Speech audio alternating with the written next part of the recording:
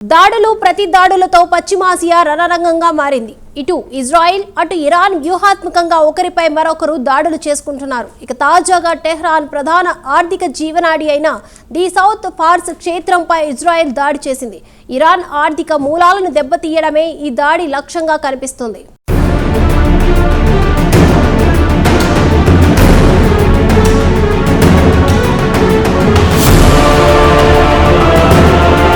Israel Iran దాడులు ప్రతిదాడులతో పశ్చిమాసియా దద్దరిల్లుతోంది.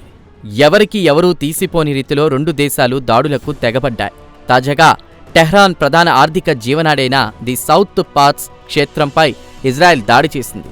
కాగా ది సౌత్ పార్స్ క్షేత్రానికి ఒక ప్రత్యేకత ఉంది. ది సౌత్ పార్స్ ప్రపంచవ్యాప్తంగా పేరున్న గ్యాస్ క్షేత్రం. అంతేకాదు యావత్ ప్రపంచంలోని అతిపెద్ద గ్యాస్ క్షేత్రం ది సౌత్ పార్స్.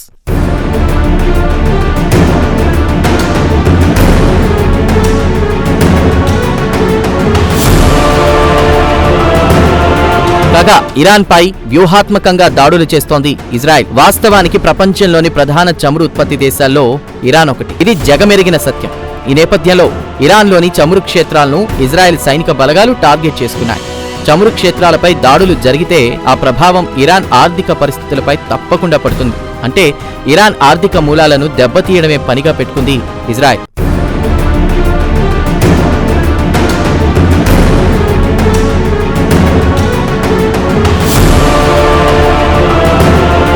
కాగా ఇజ్రాయెల్ దాడులు తమ దేశంలోని అనేక చమురు క్షేత్రాలను దెబ్బతీశాయని ఇరాన్ అధికారులు వెల్లడించారు.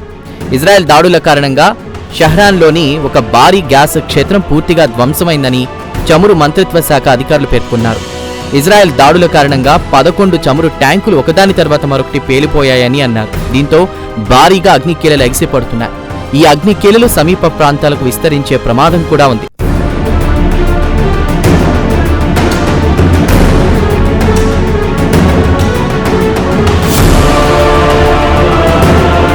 దాడులు ప్రతిదాడులతో ప్రస్తుతం పశ్చిమాసియా రగిలిపోతున్న సంగతి అందరికీ తెలిసిందే.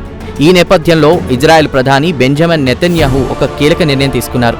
మరికొన్ని రోజుల్లో జరగాల్సిన ఆయన పెద్ద కుమారుడు అవసర్ వివాహ కార్యక్రమాన్ని బెంజమిన్ నెతన్యాహు వాయిదా వేసుకున్నారు. వాస్తవానికి ఈ వివాహ వేడుకను అంగరంగ వైభవంగా నిర్వహించడానికి నెతన్యాహు కుటుంబం సిద్ధమైంది. అయితే అంతలోకే అంతర్జాతీయంగా రాజకీయ పరిస్థితులు మారిపోయాయి.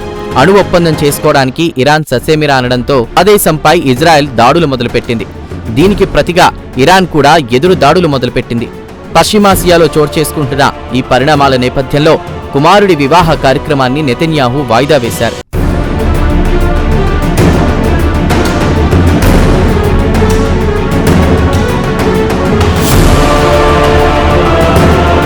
కాగా గాజాపై ఇజ్రాయెల్ దాడులు మొదలైనప్పటి నుంచి నెతన్యాహు కుమారుడి అంశం వివాదాస్పదంగా మారింది. వేలాది మంది అమాయక ఇజ్రాయెల్ ప్రజలు యుద్ధంలో చనిపోతుంటే కుమారుడి వివాహం చేయడానికి నెతన్యాహు రెడీ అవుతున్నారంటూ విమర్శలొచ్చాయి. ఈ నేపథ్యంలోనే ప్రజల అభిప్రాయాన్ని మన్నించి కుమారుడి వివాహాన్ని వాయిదా వేయాలని నెతన్యాహు డిసైడ్ అయినట్లు తెలుస్తోంది.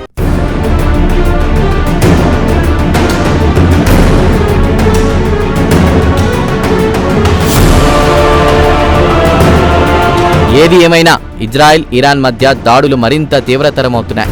మరికొంతకాలం ఈ మారణ హోమం కొనసాగేలా కనిపిస్తోంది.